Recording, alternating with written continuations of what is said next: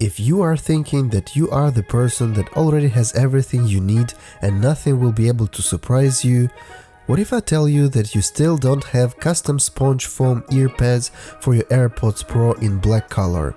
Stay until the end of this video and I will tell you why they are better than your standard white silicone ear tips. AirPods Pro is one of the most popular wireless earbuds in the world. Of course, their biggest selling features are noise cancelling and the iconic design. Literally everyone has them. If you have an iPhone, there is 99% of chance that you do own AirPods or AirPods Pro.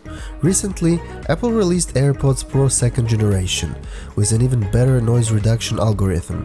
But if you already own AirPods Pro 1 and you don't want to spend another $279 on a new pair, you can easily customize and improve your AirPods Pro just by changing the ear tips. As you already know, inside your AirPods Pro box, you always have 3 types of ear tips: small, medium and large. Standard ear tips are not bad, but a lot of people are saying that they are not very comfortable to wear.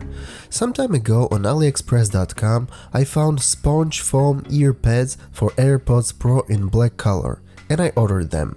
First of all, I think the design looks very unusual, and with black ear tips your AirPods will look really different. The second thing is their material. It's made of a nice foam sponge texture, so it's kinda more comfortable to wear than your standard silicone ear tips. An important thing worth mentioning is their fit inside the ears.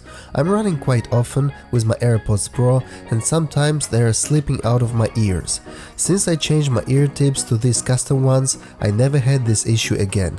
EarPods are fixed very securely inside my ears and are not falling away even when I'm running. If you are doing any kind of sports activities with your AirPods Pro, it's a really good idea to change your ear tips to this foam material.